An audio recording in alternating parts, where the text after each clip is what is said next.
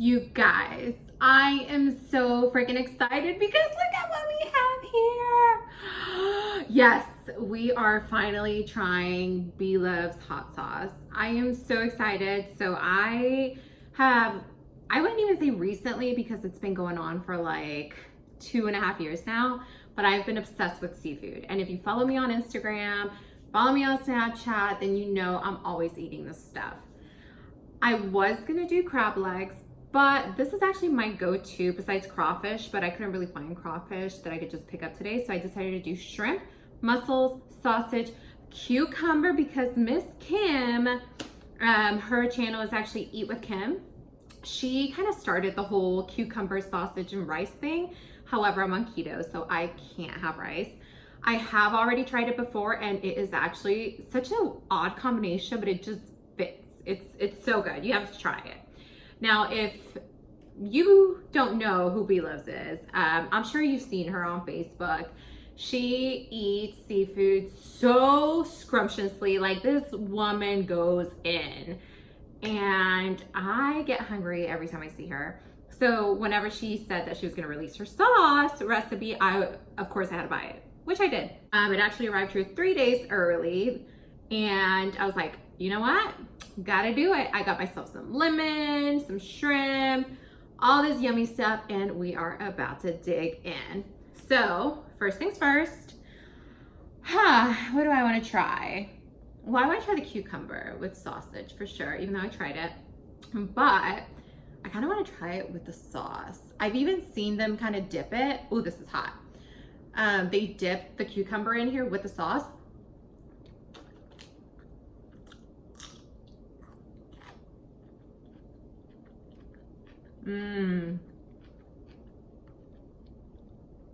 So you can tweak this hot sauce. I actually added a ton of garlic, but you could actually add ginger, you can add garlic, onion. The only thing I didn't do was ginger, which I really wanted to try. I just couldn't find it. So I was like, you know what? Fuck it. I'm saving half of the pack, so I'll try that later. But now let's try cucumber by itself.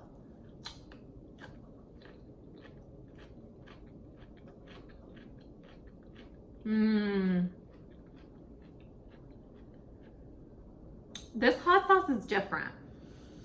Most sauces that you try, whether it's, if you're from Dallas, if you try it from Crab Shack, Raging Crab, Red Claws, my top three, it's more of a citrusy flavor. This has more of a sweeter taste to it. It's still really good. It's actually quite surprisingly good. I'm not a big fan of sweet, but this is actually pretty interesting. So this is how Bloves does it. She will grab a shrimp, and first of all, you gotta suck the sauce. I know it sounds funny, but you just got to. Oh my gosh, this is so good. Okay, I'm weird. I used to eat the shell. Do any of you eat the shell? Let me know in the comments below. Now, I've actually upgraded a little bit.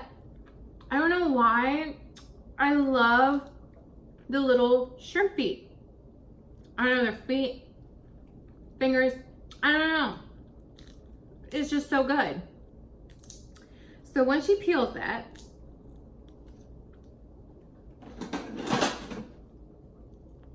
she actually dips it and she grabs ginger, all sorts of stuff, and of course, sprinkles the lemon. Now I've seen some people do lime. I like lemon.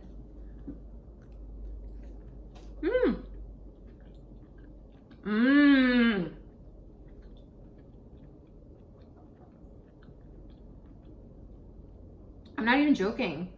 This is really good. Okay, I have a mess going on. All right, I'm back, you guys. Had to get some water.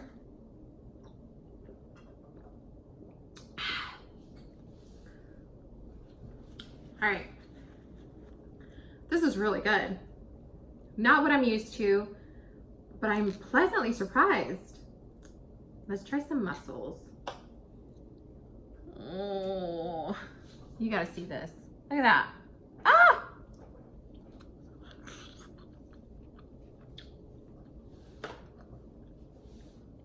Oh my gosh.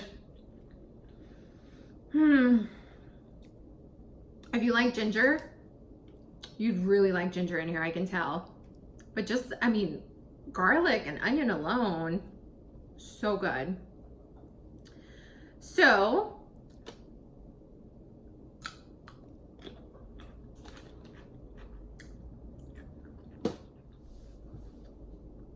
we're gonna talk about the show, the Netflix series, Unbelievable. So if you've seen the show, you know it's kind of hard to stop watching it.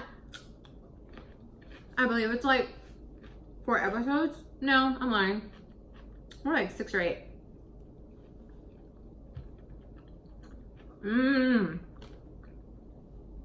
But this show is about a girl named Marie Adler. Based on a true story. At first I had no idea it was until I Googled it afterwards. But it's about a girl who's been troubled her whole life. She was from foster house to foster house to foster house, but she was a sweet girl. She wasn't necessarily troubled. She was just, you know, the normal stuff that you would expect from a girl that hasn't really had a stable environment.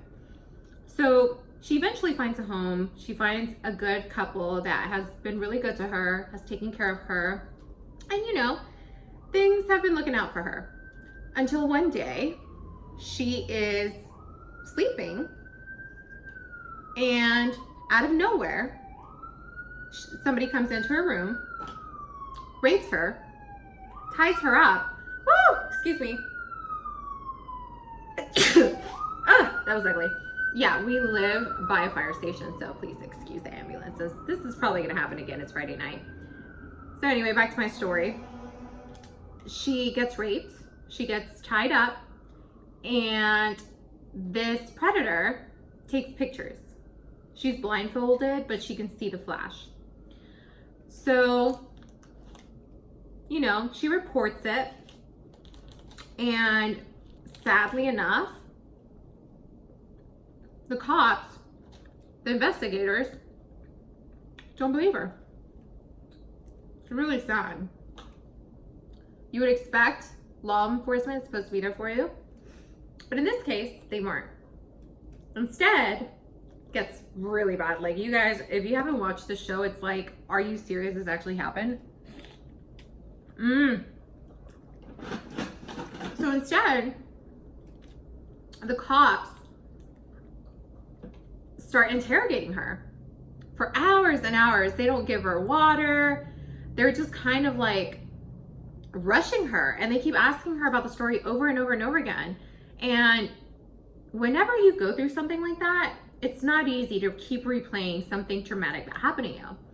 Even the nurses, everyone that she had to deal with was just nonchalant. Like, they didn't really care for her. They didn't understand her. Like, they just assumed she was lying. So eventually, after so much interrogation, the cops pretty much just convinced her to say that she was lying, that she made the whole thing up for attention. They saw her past. They saw that she was going from foster home to foster home.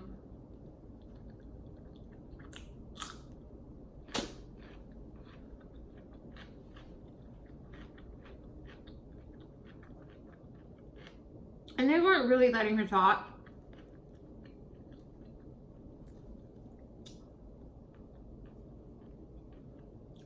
So eventually, after so much interrogating, they tell her, look, if you're making this up, you can have serious jail time.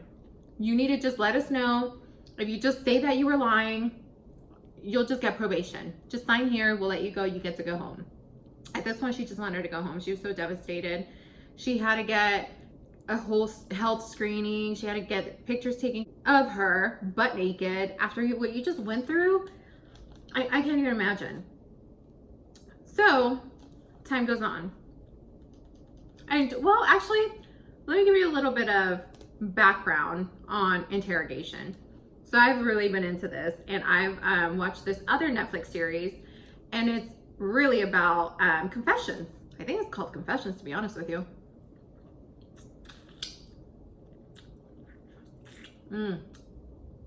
So in this documentary, it shows how easily somebody who would swear up and down that they would never confess to a crime that they didn't commit. It shows how easily some investigators or interrogators are convincing these people that they committed a crime. A lot of the times they have different techniques. And I actually saw this from Stephanie Shu's channel, where she talks about how sometimes they won't give you water, they give you coffee because you get jittery.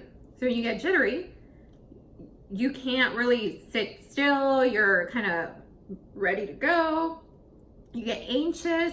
So at this point, you have everything working against you. You're tired. Sometimes they interrogate you for hours at a time. If you think you're tired from your 9 to 5 shift, imagine being interrogated for that long with no water, no food, and coffee.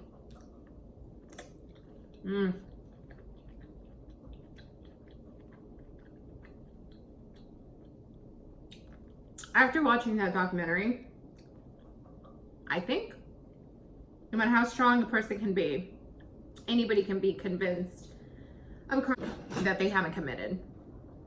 But anyway, back to the story. So Marie Adler, she testifies that she was lying.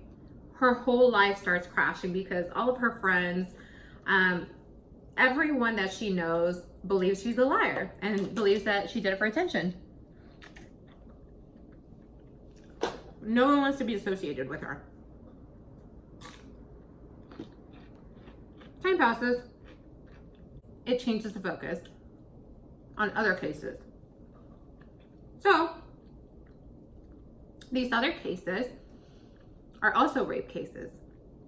So it kind of changes the focus from the rape case, Marie's rape case, to an attorney who's very, very nice. This actress was just bomb. Like, she's so gentle. Like, she played the opposite role of the interrogators that Marie Adler had. So she's investigating a second rape case. This is in a completely separate county. And, you know, at this point, they have no idea what happened to Marie. So as she's doing her investigation, she's killing it. And she runs into another detective, pure luck. I can't really remember how they met, but she was also working on a rape case. So they thought if they help each other out, completely different counties, if they help each other out, maybe they can, you know, share notes, find this person faster, helping each other out. So time goes on, they're investigating, they're getting all these clues, but this guy is brilliant. Whoever raped this girl is just an expert. He cleans up after himself. And then we realize that with the second victim, he has her bathe after he rapes her to scrub off any skin cells that he might have left on her. I don't know about you. This is crazy.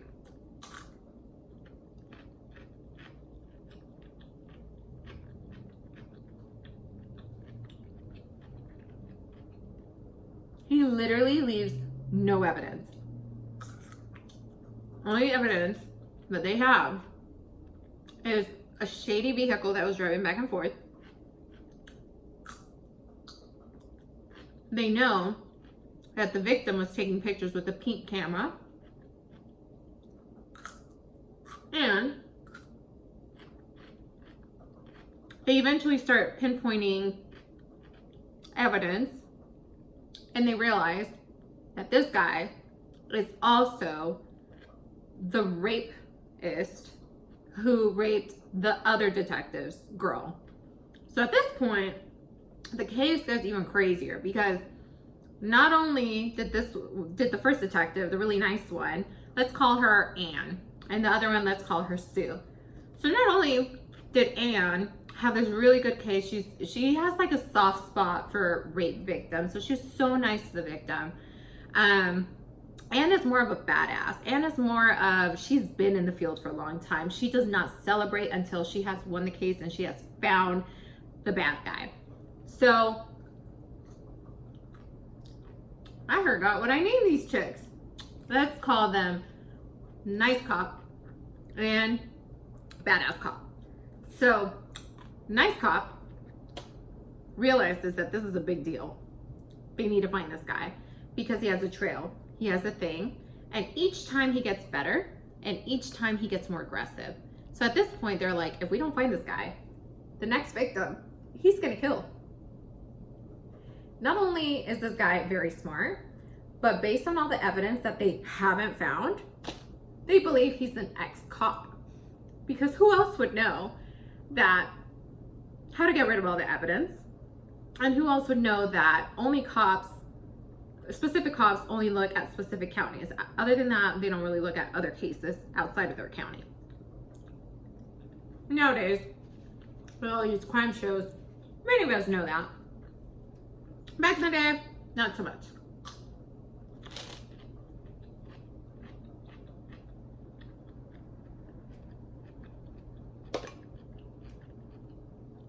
So, they do the research, keep digging, keep digging, keep digging. Eventually, they find a few clues. I don't want to ruin it for you guys, so I'm just going to give you the basics. But eventually, they have these really good clues. They narrow it down. They have two suspects. They're brothers. Now, part of the evidence that they found that led them to this is, I believe it was a few skin cells. Not enough skin cells to determine whether it was a person, but they have a specific test that can at least tell what family this skin cell belonged to. So they can narrow it down to a family, but they can't narrow it down to a person, to an individual. Now, another piece of evidence that I completely forgot to mention, a birthmark on the right calf. So that birthmark was the big whammy at the end of the story. But before I even get into that, during this time period when they're getting closer and closer to apprehending the rapist, Marie hears on the news about this other case in a different county with another girl. And it describes what he did to her. How he tied her up, blindfolded her, raped her, took pictures, and made her bathe. This is very, very detailed. Whenever she heard that, actually Marie wasn't the one that heard that. Her mom actually heard it. So her mom at this point believes her daughter's a liar. She made it up. But at this point, you know, it is her daughter. She still loves her. She still wants to help her get past this and, you know, move on with her life. So her mom goes up to Marie and she's like, Marie, I just heard that they have another victim that went through the exact same thing that you went through. Are you sure this didn't happen to you? That's too much of a coincidence. At this point, Marie's attorney was like, don't say anything, don't talk to anyone. We're trying to keep you out of jail. Because what I failed to mention to you was, not only was she being charged for lying, she was supposed to only get maybe probation, but they escalated it. To the point where she was looking at jail time. She was looking at jail time, even though she was the one that was raped. All because her interrogator convinced her that she was lying.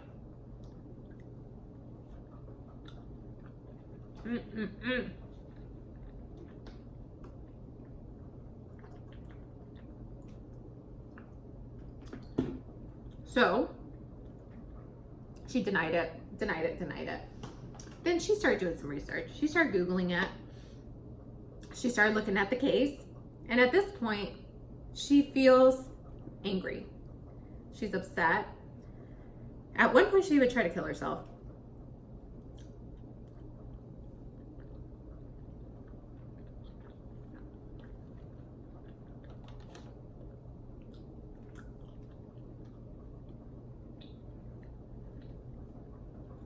Very sad. So at this time, she starts seeing a counselor. She starts feeling a little bit more comfortable with this counselor. She starts feeling a little bit better. She's still devastated, but she still feels, you know, like maybe things might be turning around. At this point, they catch the two suspects and they're interrogating them. And then they find the camera. In the camera, they see the rape victims that they had already knew about. At this point, they don't know about Marie. So they find those pictures and they're surprised that they find Marie there. And of course, you know, rape victims don't always come about, which you should, you know, speak up. I'm a firm believer of that. It's not your fault. Somebody will listen. A lot of people that will listen. Family members. If you don't have family members, friends, strangers. There's hotlines.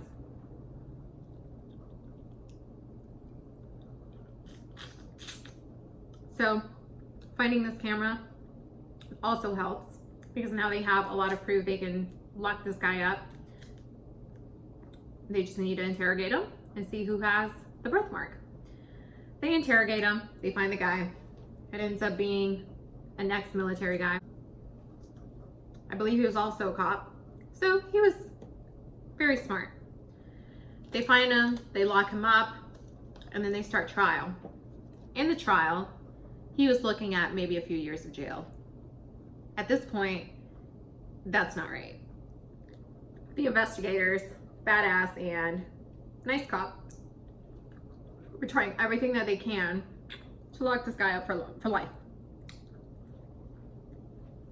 So, you know,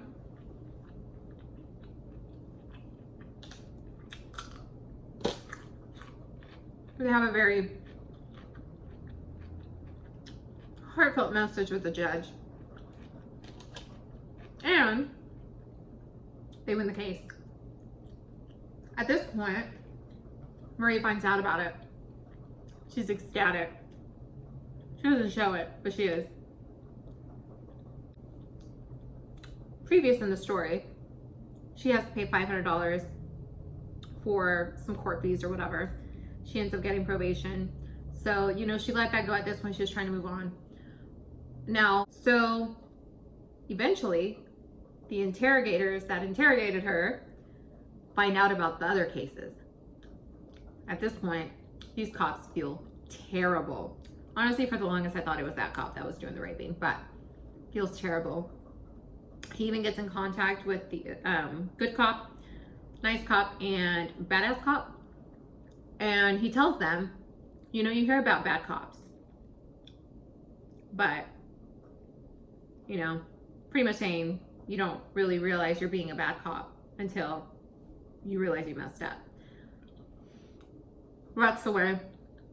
Nice cop, badass cop, have no idea what he's talking about. They're just like, yeah, that's true.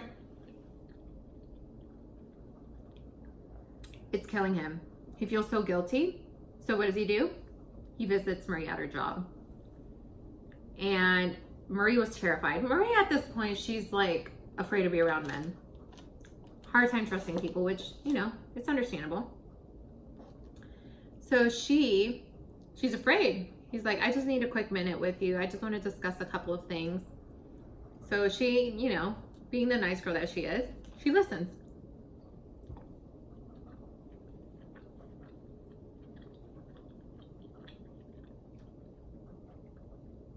He tells her, I'm so sorry. Sometimes it's just not easy being a cop. He's like, I hate that I did this to you. I have something for you. Hands her an envelope. He leaves. She opens the envelope. It's $500 from the county, the court fees. I don't know about you, but I would have been like, pop, pop, pop. No, thank you. Shove your check up your, no. But, you know, she has had a very rough time. So she thinks about it for a while. Days go on. And then she goes back to her attorney. She tells her attorney that whenever she got the check, she was happy. She's like, well, it's $500 that I didn't have yesterday.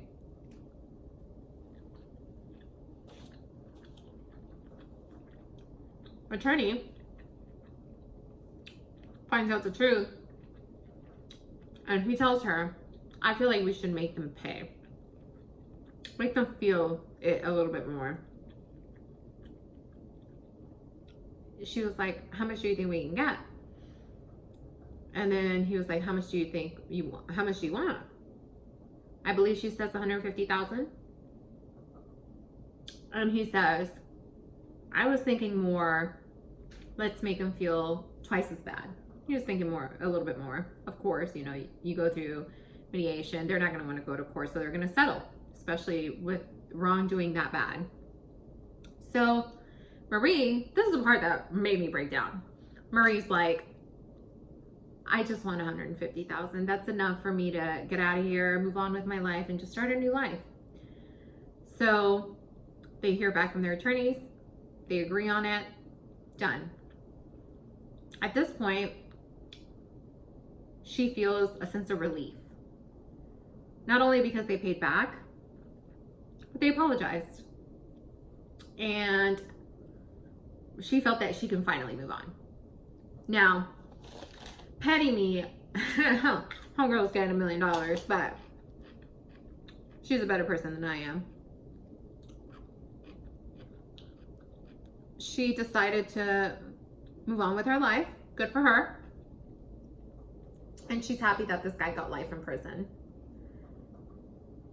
And the best thing about this was the fact that she reaches out to good cop, to nice cop, and badass cop.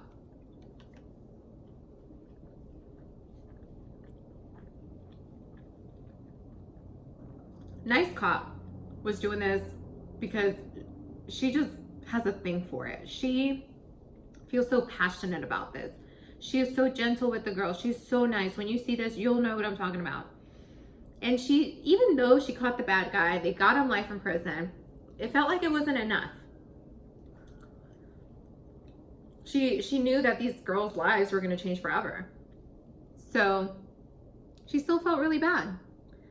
Until one day, she gets a phone call from Marie. So sweet. Marie tells her, thank you for what you did. Nobody listened to me. And she didn't even rat them out, but she pretty much told them, at this point, nice cop and badass cop already knew about Marie because they found the pictures in the camera. They just know that she wasn't testifying.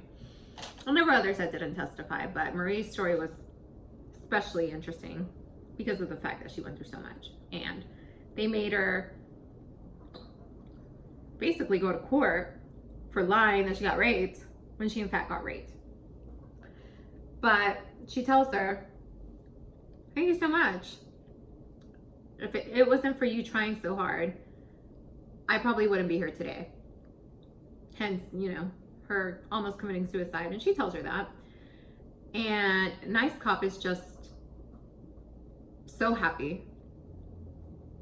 You can see it on her face. It's like, man, it's like that feeling of accomplishment that you did the right thing. She's just so happy. And, you know, they have a conversation. She's like, thanks to you, I can finally move on. And she's like, I get to start my life all over again. I'm happy. Things have changed for the better. And again, thank you for doing what you do.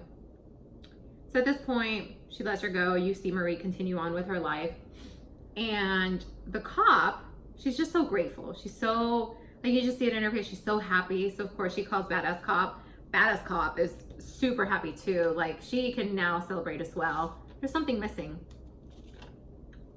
Even though they caught the guy, they still weren't happy. I mean, they were happy, but they felt like something was incomplete. And, you know, getting the call from Marie Adler, it's just amazing. It did it for them. After that, that's when I started doing my research. I was like, this is a documentary. This has to be real. So I searched it. Sure enough, it was a true story.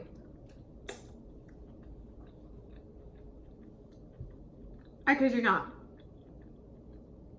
Watched it all day long. So good. You have to watch it. But it just made me think, like, dang, this stuff happens. Freaking rapists.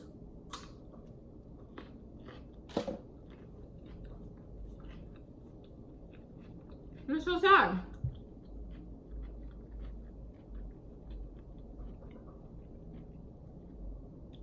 If you haven't watched it, you gotta let me know what you think. Comment down below. I know it's all over the place, but I'm new to this, so thank you.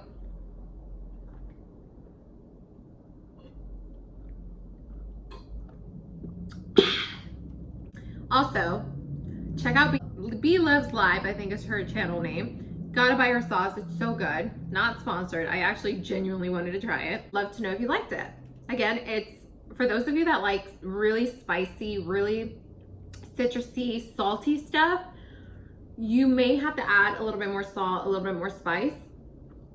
Now, for those of you that like more of a sweeter taste to it, this is perfect. Now, I like the salty stuff, but this is a nice change. I actually really, really like it. And I believe if I would have added some ginger, it would have been even better. And you gotta get the cucumber. I'm gonna link all three mukbangers that I talked about, Stephanie, Sue, Bloves Live, and Eat with Kim down below. But anyway, thank you guys for listening. I hope you guys enjoyed the story, and I hope you guys go watch it, and I'd love to hear your feedback on what you guys think about it, what you guys think about the food, and what you guys think about the sauce. Y'all definitely gotta check it out. I'm probably gonna be doing a little bit more mukbangs, more travel mukbangs, and you know, the travel videos will continue. If you have any questions, feel free to comment them below. Also, if you have any recommendations, if you want me to try anything cool, just know that I'm on keto and I can't really have anything carb related, which you guys might like if you're also on keto. But let me know. But other than that, have a good night, you guys. Love y'all. Bye.